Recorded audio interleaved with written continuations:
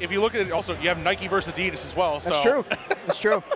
Either way, though, we are going to be getting into game number 1 here. I believe they struck to PS2 or just picked PS2 as we are in Georgia, and Georgia only plays on PS2. I mean, why would you play on any other stage? But one thing I'm going to be interested to see is the Pokemon choice from DDee to see how he can maximize around the magnet, maximize around the fire. I think Squirtle's going to be played a little bit more just so you can combo and keep Lucas in disadvantage.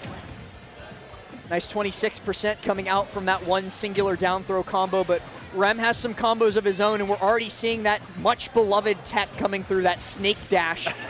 I love watching Lucas players snake dash because it just looks really cool.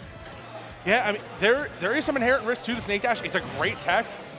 Like, you have to be careful when you choose your spots against DDee right now. This Ivysaur is an absolute menace with the way he's able to deny your zone and then combo off that nair. Yeah, you have to be so careful with your spacing, with your positioning. But the same goes for DDee here. If he's not careful, REM could definitely find himself taking some early stocks. The positioning mix-ups are coming out, but he's yet to be able to actually find anything off of them yet. And right now, even percents, but oh, this could be a dangerous position.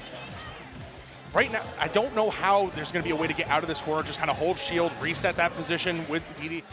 Might look for that spike. Yeah, this is definitely going to be DDee attempting a spike here, and DDee finding a spike here. But one thing that I would like to point out in that one interaction that just like shows it's always the difference between like mid to high level players and top level players is angling your shield.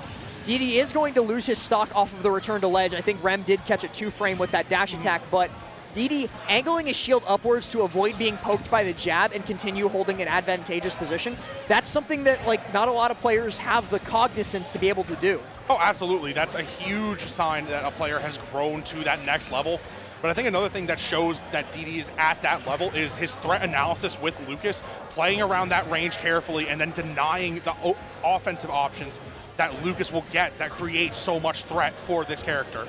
Yeah, DDee was trying to keep REM juggled in that situation. Nice tether cancel there. Not going to be able to get a punish thanks to REM's quick thinking, getting himself out of that situation. But the tether cancel did avoid him getting stuffed out by the up B anyway. Yeah. And here, again, we're trying to look at equalize the stocks. That up air, real strong on Lucas. And we have, again, I see DDee kind of retreating to the corner and stuffed out with the Lucas fair. REM now taking a stock lead in this game, first game of the set, looking to continue to build this extra credit as DDee finds himself on the Charizard, goes for a back throw for stage positioning, gets the ledge trap, another grab comes through. How is he going to get this edge guard? And he actually doesn't. REM regains control of the stage with a nice mix-up. Yeah, REM has been doing such a good job throughout the course of this set, maintaining stage control. I think we've seen DDee Mini trying to play out of the corner this whole time with the way that REM has been using this, his Zairs, his PK Fires to try and control, but if DDee can zone break that and get through and establish a firm combo game like he has right now, there is a chance that this can get out of control quickly. Yeah, it's definitely possible, but we're still pretty even between the two of them here, only about 3% separating. The fair comes through for REM, nice sweet spot, tries to land on shield with Nair, but that's going to put him above Ivysaur, and above Ivysaur is not a spot you want to be. Very smart from REM to just immediately fast fall back to the stage. You don't want to spend too much time in the air against a proficient Ivysaur like DDee. Yeah, exactly. You can't, there are some certain locations, especially with PT, that you're not, whoa, hello. So was that the tail of the rocket that it sent? The rocket sent him outwards, but still not enough to take the KO. Swapping to Charizard, he has to Flare Blitz to get back to stage, but REM isn't ready to find the punish. DDee holding on to the stock at 145%, about to hit full rage, gets an up smash out of shield, and now has REM in the bad position. F-tilt on the ledge, but it's not the tipper, so it's not enough to KO. Yeah, that Nair trying to discourage him from going to ledge.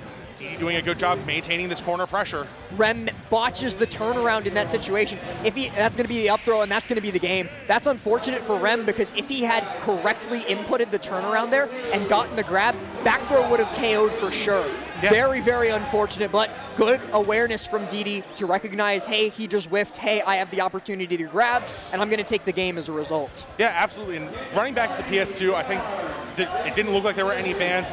We're going to stick with the same thing. We're going with PT, we're going with Lucas, the standards for these two. What I want to see more from DDee is trying to push that momentum and not let REM set up and think. that would give a little bit more credit to his other characters like his Ivysaur, his Charizard. So this Squirtle needs to kind of pick up a little bit of pace right now. Well, the Squirtle is already doing a lot of work to start off the first game, or the second game, rather. 36% built up on REM, and DDee definitely like not one of the PT players who favor Squirtle super hard in their game plan. They're very Ivysaur heavy at the beginning and then very Charizard heavy towards the end. So I'm honestly surprised to see him even starting Squirtle. I've seen him start Ivy in a lot of matchups. I wonder if it's a specific matchup tech for Lucas. We can see that REM's also changed their game plan, kind of fishing for these bears in neutral to try and get some type of chain started. But again, right now, fighting for pole position over that middle area. Snake dashing coming out, your favorite. I do love me some snake dashes in neutral. DDee, though, going to go for that tether cancel yet again to mix up REM's idea of where he's going to go on the ledge. REM fails at the drag down. DDee gets up and out of it too quickly, but continuing to chase, continuing to try and punish these Pokemon swaps, and does so there with a fair. And right now, Charizard is so bulky. I like the choice going to Charizard early, trying to set right there. That's the nair that he's been looking for this whole time. And he's actually not going to be able to make it back. I thought that Lucas would have had the range to be able to still continue to the ledge, but DDee is going to capitalize, is going to take the stock with that nair. The confidence that DDee is playing with on Charizard right now to stuff and put REM in this corner situation permanently in disadvantage, it's just phenomenal to watch how he's utilizing every option in his toolkit, threatening with the bear high and then just immediately resetting with the throw right there. Tries to catch the air dodge back to the ledge with a 2-frame F-tilt. Does not do so successfully, so REM is going to be able to regain center stage control, and the PK Fire is going to take out the stock. Catches DDee going a little bit too high above the ledge. So as a result, out comes the Squirtle yet again. We'll have to see if he can do a little bit more work this time, the little lizard. Yeah, I mean, right now, the way he's playing it, he's definitely trying to look to get some type of grab, maybe like a down throw into like a waterfall, looking for some way to get a quick combo starting so you can get to that percent where Ivysaur can just clutch the stock right away. But REM not giving any openings, playing so safe around the middle, using the PK Fires to deter DDee from aggressing. But woo, that was crazy. So he got the run-up down tilt to catch REM on the landing, deprived REM of his extra jump in the air, and then as REM tried to air dodge back to the ground, he was just ready and waiting with an F smash to take out the stock. Now DDee, much unlike the last game where he was playing from a deficit, has a full stock lead against REM. Yeah, and right now it looks like DDee's just playing with much more confidence, realizing once I have you in the corner, I can just keep you pinned here until it becomes kill percent time. Oh, tries for the bear there, but instead ends up landing. Gets grabbed, and now DDee is juggling him. He's been on Squirtle for so long. We never see this from him. Yeah, I mean, this is out of character for DDee, and here comes the Ivysaur. I guess the commentators cursed it. Trying to look for something with the Ivysaur, whether it's the up air or the down air. Tries to go super high there to avoid the thunder, but this time REM recognizes it. Third time's the charm, and he actually does get his punish on DDee as he recovers high. But now REM is trying to recover against a DDee on the ledge, and he's, okay. That was not how I expected that set of interactions to go. I saw a dare in his future. Yeah, I saw a dare, but not only that, I didn't expect it to launch at that angle nonetheless. Again, DDee resetting this ledge interaction and getting the dash attack to try and end early. Resetting at ledge. Here comes the nair. Late hit. Is that enough? No. Not quite, but REM does get caught. He lost his jump. So the Razor Leaf in that situation took away REM's jump, forced him to recover low, and it was just a hop, skip, and a jump down there for DDee to get the dare and close out the set. So that is going to be our third set already, and I do want to point it out again, that was round 2 pools. Yeah, I mean, this is just a testament to how stacked these tournaments have been traditionally throughout the lore of Georgia. Yeah.